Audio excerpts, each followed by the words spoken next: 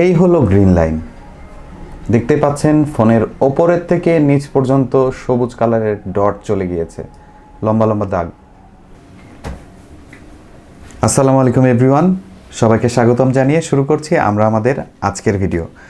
আজকের ভিডিওটি খুবই সিরিয়াস একটি ভিডিও এবং খুবই হৃদয় বিদারক এবং খুবই খুবই খুবই প্রবলেমেটিক একটা ভিডিও।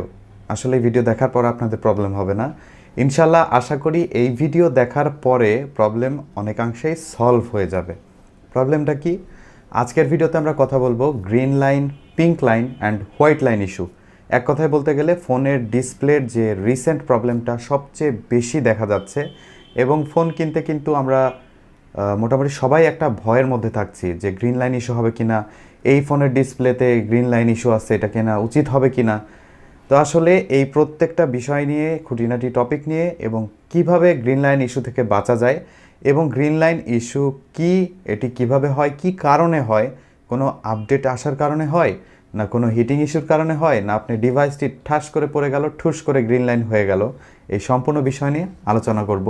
আজকের ভিডিওর বিষয় হচ্ছে গ্রিন লাইন ইস্যু এবং কিভাবে এটি ফিক্সড করতে হয় এবং এই ইস্যু থেকে বাঁচার উপায় কি কি। এই হলো গ্রিন লাইন। দেখতে পাচ্ছেন ফোনের ওপরের থেকে নিচ পর্যন্ত সবুজ কালারের ডট চলে গিয়েছে, লম্বা লম্বা দাগ।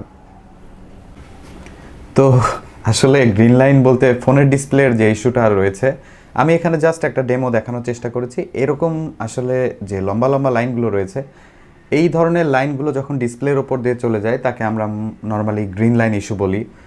আর গ্রিন ডিসপ্লে ইস্যু একটা ইস্যু রয়েছে, সেটি হলে পুরো স্ক্রিনটাই গ্রিন কালার হয়ে যায়, কোনো কন্টেন্ট দেখা যায় না। কিন্তু গ্রিন লাইন আসলে এরকম জেলখানার দাগের মতন আপনাকে আটকায় রাখবে কন্টেন্টগুলোকে এবং এর মধ্যে আপনারা ভিডিও দেখতে পারবেন। অনেকের ক্ষেত্রে এই দাগগুলো গ্রিন না হয়ে পিঙ্ক হতে পারে, হোয়াইট হতে পারে। তো মোটামুটি পিঙ্ক লাইন, গ্রিন লাইন এবং হোয়াইট লাইন, এই তিনটা লাইন সবচেয়ে বেশি দেখা যায়। এখন কথা হচ্ছে এই গ্রিন লাইন ইস্যুটি কেন হয় বা এটি হওয়ার কারণ কি। আর এটির অনেকের অনেক ধরনের ভ্রান্ত ধারণা দেখলাম যে গ্রিন লাইন ইস্যু হচ্ছে ফোনটা হাত থেকে পড়ে গেছে বা ফোনটা রাত্রেবেলা আমি চার্জে দিয়ে ঘুমাইছি, সকালে উঠে দেখতেছি গ্রিন লাইন, এই ধরনের বিভিন্ন রকম প্রবলেম হচ্ছে। তো আমি আপনাদেরকে ক্লিয়ার করছি গ্রিন লাইন ইস্যুটা আসলেই কেন হয়। তো এই গ্রিন লাইন ইস্যুর যে মেইন কারণ সেটি আমি এর আগেও বলার চেষ্টা করেছি। মোটামুটি এই ইস্যুটি সবচেয়ে বেশি দেখা যায় যে ডিসপ্লেগুলোতে 120 হার্জ রিফ্রেশ রেট বা এর উপরের যে রিফ্রেশ রেটওয়ালা ডিসপ্লে রয়েছে, এই ডিসপ্লেগুলোর টেকনোলজি ইউজ করা হয় মিনি এলইডি। অর্থাৎ ডিসপ্লের মধ্যে যদি আপনারা মাইক্রোস্কোপের নিচে রাখেন তাহলে খুব ছোট্ট ছোট্ট এলইডি দেখতে পারবেন।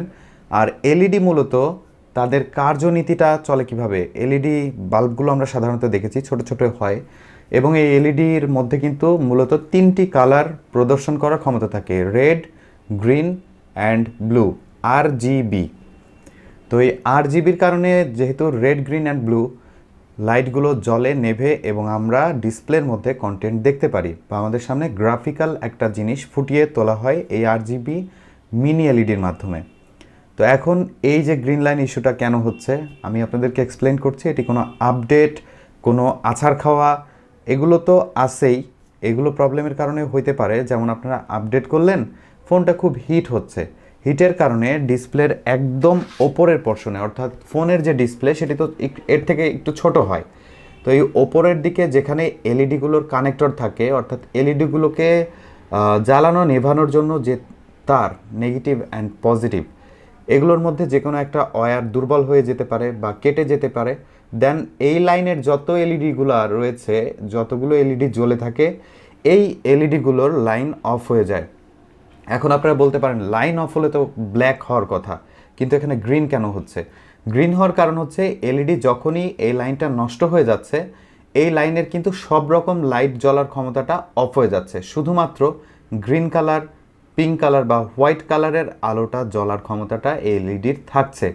যার কারণে যখন অন্ধকার বা নর্মাল ব্রাইটনেস দিয়ে ইউজ করতে যাবেন, এই লাইটটার কালার কিন্তু খুবই ব্রাইট হয়। তার একমাত্র কারণ হচ্ছে এখানে তো তারের কানেকশন ছুটে গিয়েছে, যার ফলে আপনার এর যে ব্রাইটনেস আপ অ্যান্ড ডাউন হওয়ার ক্ষমতা, সেই ক্ষমতাটাও চলে যায়। এখন প্রশ্ন হচ্ছে আর কি কি কারণে গ্রিন লাইন ইস্যু হতে পারে। আপনার হাত থেকে যদি ফোনটা আছাড় খায় এবং ওই যে কানেক্টরের কথা বললাম, সেই কানেক্টর যদি ছুটে যায়, অর্থাৎ কোনোভাবে কানেক্টরটা ডিসকানেক্ট হয়ে যায়, সেক্ষেত্রে ডিসপ্লের ওই লাইন বরাবর গ্রিন লাইন অথবা পিঙ্ক লাইন অথবা হোয়াইট লাইন দেখতে পারেন। এখন কথা হচ্ছে এই গ্রিন লাইন, পিঙ্ক লাইন বা যে লাইনই বলি বা হট লাইন যে লাইনই বলি, এই লাইনগুলো কিন্তু আগের কোনো ফোনে পড়ছিল না। অর্থাৎ আমরা লাস্ট 2 or 3 ইয়ার্স, 2 থেকে 3 বছরে এই প্রবলেমটা প্রচুর ফেস করছি। সবচাইতে বেশি এই প্রবলেমটা হচ্ছে স্যামসাং এবং ওয়ানপ্লাসের ডিসপ্লেতে। এছাড়াও আরও অনেক কোম্পানি রয়েছে যাদের এই ধরনের ইস্যু বা প্রবলেম রয়েছে। আমি সবার নাম বললে আসলে অনেক বড় লম্বা হয়ে যাবে ভিডিও, তো জাস্ট একটা উদাহরণ দিয়ে বোঝাচ্ছি। তো এখনকার যুগে এসে এই ডিসপ্লেগুলোতে কেন প্রবলেম হচ্ছে, বেশিরভাগ ফোন যেগুলোতে 120 হার্জ রিফ্রেশ রেট রয়েছে সেগুলোতেই গ্রিন লাইন দেখা যায় বা গ্রিন লাইন ইস্যু রয়েছে। 60 হার্জের যেসব ডিসপ্লে রয়েছে সেগুলোতে কিন্তু কোনো গ্রিন লাইন ইস্যু কোনো কিচ্ছু আপনারা দেখতে পারবেন না। তো আমার রেকমেন্ডেশন থাকবে যে আপনারা যখন ফোনটা কিনবেন, কেনার টাইমে একটু ঘাটাঘুটি করে দেখে নেবেন যে ওই মডেল, স্পেসিফিকলি ওই মডেলের কোনো গ্রিন লাইন রিপোর্ট আছে কি না। যদি থাকে তাহলে অবশ্যই অ্যাভয়েড করাটাই ভালো হবে। আর তার চাইতে বড় কথা, এবার আপনাদেরকে বলবো এই গ্রিন লাইন ইস্যুর হাত থেকে কিভাবে নিজের ফোনকে বাঁচাবেন। বা যারা টেনশনে আছেন এখনও যে ভাই আমার এই মডেলের মধ্যে প্রচুর পরিমাণে গ্রিন লাইন ইস্যু পড়তেছে, আমি কিভাবে এটা থেকে বাঁচতে পারি বা কেমনে আমি সেভ হইতে পারি, তো তাদের জন্য বলছি ভাই, তাদের কোনো অত টেনশন বা প্যানিক হওয়ার কিছু নাই। গ্রিন লাইন ইস্যু নর্মালি আপনি ঘুমাইছেন, সকালে উঠে দেখলেন আপনার ফোনে 2-3টা লাইন চলে গেছে, তো এর থেকে কষ্টের কিছু আর হয় না।